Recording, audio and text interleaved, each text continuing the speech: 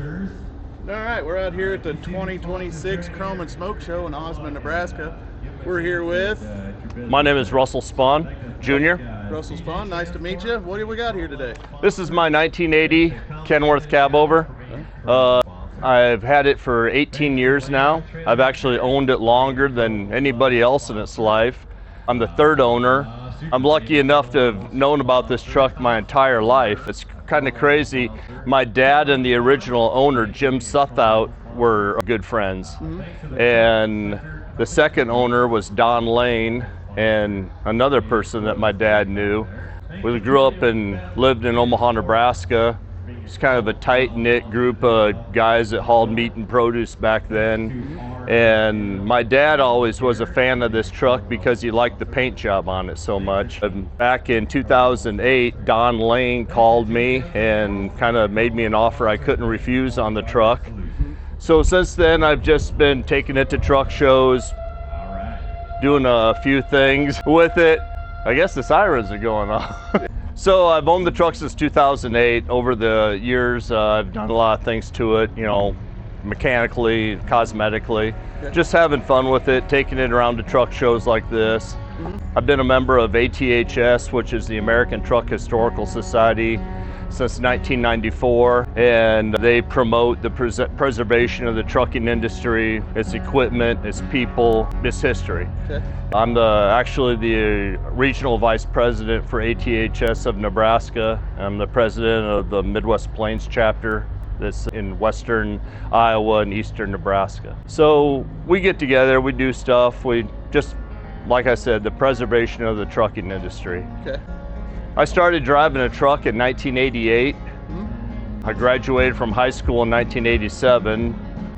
It's all I ever wanted to do. My dad, he drove truck over the road for 60 years continuously. He started in 1948 up in South Dakota hauling livestock, and he retired the week of his 80th birthday in 2008. Awesome. Long time. He never took a break. I'm really proud of the fact that a lot of guys will, you know, not digging on them or anything, but a lot of guys will say they've been trucking for 30, 40 years. But during that time, they took time off. They went to be a mechanic, maybe even a line chef someplace, you know. But my dad did nothing but drive a truck for 60 years straight. That's awesome. He was a company driver and an owner-operator. And at one time, in 1998, they were making a big deal about his 50 years in the trucking industry, so some magazines did stories on him. They figured up with all of his accumulated miles, he probably had a little over 6.5 million safe miles. Wow. So, not that I feel like I gotta carry that on or anything, because he never wanted me to drive a truck. Yeah, most parents never do. Right, and I don't think it's because of this, or the coolness, it's because we've all been out in them snowstorms. I mean, we've all been driving on roads we shouldn't have been, or in weather we shouldn't have been. Yep. And it stresses you out, or the lifestyle of being away from family, the sacrifices, you know. Of not being there for the softball games. And your birthday's always on a Saturday when Dad's home. Exactly. Christmas is when Dad's home, you know. Yeah, absolutely. But you know, when I decided this is what I wanted to do, I figured it was all or nothing. Yep. I was an owner-operator with Midwest Coast Transport for 12 years. MCT, that's kind of like my hobby. I love collecting anything and everything Midwest Coast. Yep. They were around for 50 plus years. They're all gone now, but so are most of the great ones. Absolutely. And so I'm a big collector of Midwest Coast Transport stuff, and just... Is that a kangaroo on roller skates? Oh my gosh, how many times have I heard that? Is a roller skating polar bear. Polar bear. In 1957, the owner of Lauren Lewis, the owner of Midwest Coast, was like, we got to come up with a logo, because Little Audrey in Fremont, Nebraska, they had a little girl in a snowsuit. That was their logo. Ringsby had a rocket. You know, it was the age of the going to the moon. So back in the 50s, they had a rocket. They called it Rocket Service. Different companies had logos. So they had a contest of, we need to have something that has something to do with what we do, which was hauling meat, and it's got to be cool. So the company colors were already green, black, and white. Your truck had to be painted those colors to get leased on. And then they came up with this. So they had a contest, and the winner of the contest won $50. So a guy drew out a roller skating polar bear. So he's on roller skates, he's wearing the old driver's hat, and he's carrying an alleged block of ice. And this would be on the sides of the trailers. This would be on the sides of their logos, on their headings of their their letterheads. Yep, okay. Yeah. Yep, back in the old day of when they had logos, everybody had logos back in the day. Right. So it wasn't just your name on the side. Right. You had some kind of skull head and ring, something that would be recognizable to other drivers, you know? Absolutely. Yeah. Cool. And so there was a big owner operator with MCT named Paul Harris, and he'd been there since back in the 50s. Well, his son was a second generation, Bill Harris was a second generation owner operator, and he grew up around that stuff. So he kind of got this going again to where he would have, his trucks would have the mud flaps on them. So I called him up one time and I said, hey, Bill, how do you get them mud flaps? I'll sell you a couple, you know. So we had them on all of our trucks. At one time, my dad and I had 5 trucks on with Midwest Coast. All of our trucks had roller skating polar bear mud flaps, and we had them on the sides of the trucks. Nice. So awesome. Yeah. Awesome. That's great. Yeah. That's great.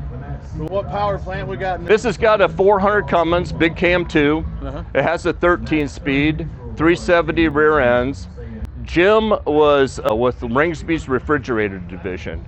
He didn't have to go east of Omaha, Nebraska. He hauled meat out of Fremont to his first drop. He had the same run for years and years. He would go to Phoenix, unload, then go into LA area, proper area, you know, Orange County and stuff, and unload. Then he'd reload produce back. He had his own deal back with Greenberg's Produce in Omaha. So the length laws then were 55 foot. But since he didn't have to worry about going into Iowa, he could go just have a long wheelbase. So he ordered it with a 200-inch wheelbase. Factory aluminum frame. It is. Yeah, I see it now. Okay. Yeah. Nice. So yeah, like I said, I'm the third owner of it. It's always been taken care of. It actually wears its original paint still, and this is a Peterbilt paint scheme.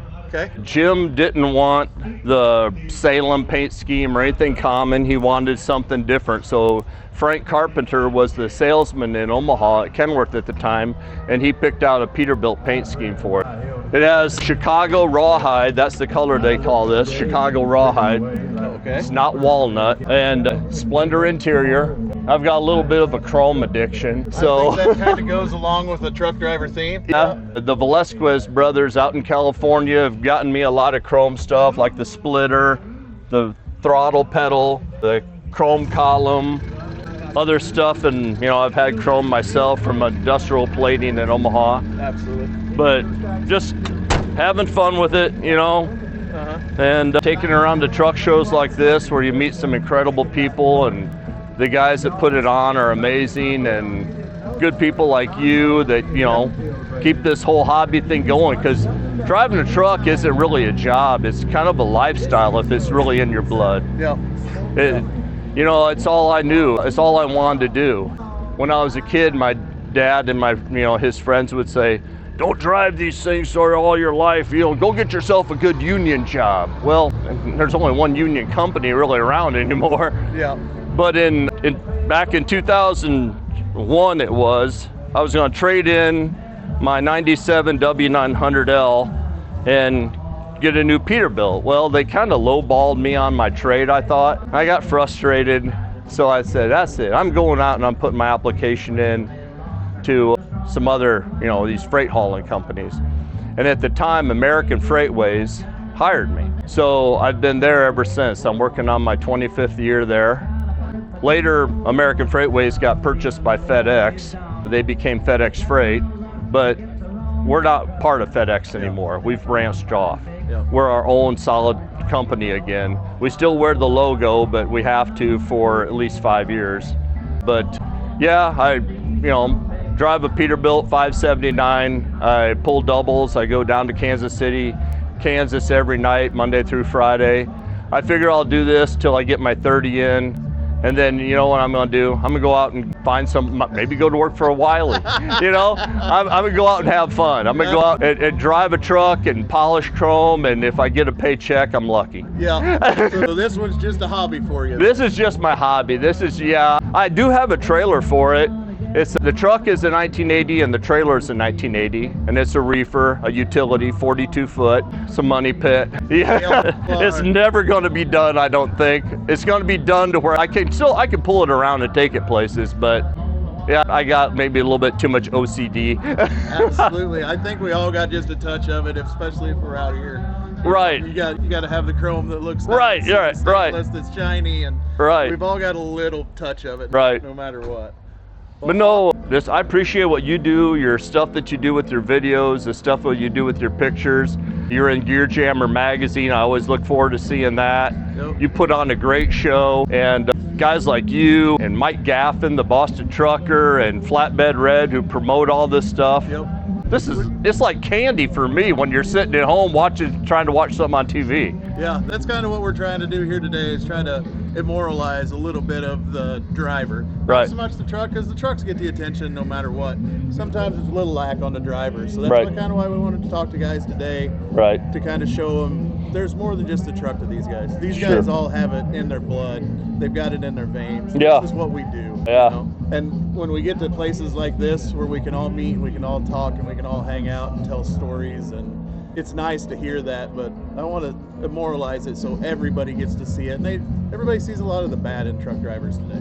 Yeah, well, everybody sees a lot of the good. Sad what it's kind of happening to the industry, but I mean. So over 25 years, what's the biggest thing that you have seen change in the industry? There's a lot of people who are in the industry, well, since I've been at FedEx Freight, they just care about the paycheck.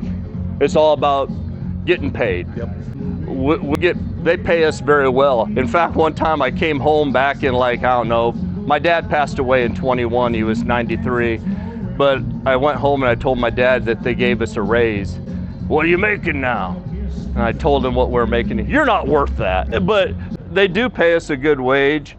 But you know what? Do your job. Yep. Just don't worry about getting your paperwork, getting in the truck and going. Too many times, guys don't look at nothing. Safety, yeah. What are you cleaning the windows for, Russ? Well, I want to see. Absolutely. You spend too much time cleaning that thing. Well, you know, it's kind of my office on wheels. I take pride in it, even though it's a single axle and it's a freight hauling truck. You know, I take pride in everything, you know. You try to have that. It's kind of been instilled in me ever since I was a little kid. But yeah, too many people that don't take pride in themselves, don't take pride in their equipment, don't care about the equipment. I remember one time we have outside carriers bring our stuff in.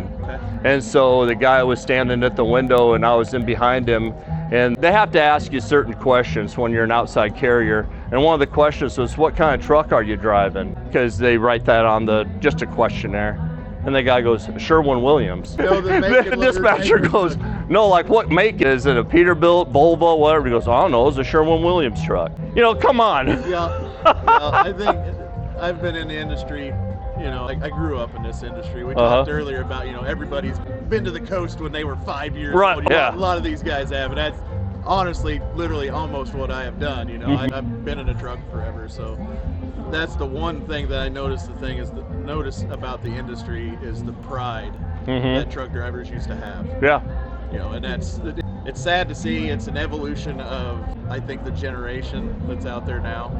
Like you said, they just want a paycheck and move on with their day. And if trucking doesn't work out, they'll move on. They'll go back to McDonald's. Yeah, they'll find something else. You know, the only reason they're driving a truck is they were up late one night watching Married with Children and a commercial come on. Make big money driving the big rig. 6 weeks we'll finance. And next thing you know, he's like, I'm going trucking. Yep. And then after the school, they find out that he's going to be gone for 2 weeks. And well, the math ain't working out. Where's the big money, you know? So. Yeah, awesome. Well, it was been great talking to you today, yeah. Russell. Yeah, thank you. We got to look at your truck here. It's yeah. an absolutely beautiful truck. Well, I appreciate that. Glad you're working to preserve the, what's the word I'm looking for here? The integrity of older trucks, I guess. That's cool. Well, thank you. I appreciate that, bro. Yeah, absolutely. It was great talking to you. I appreciate your time. Have yourself a good day. Yeah, you too, sir.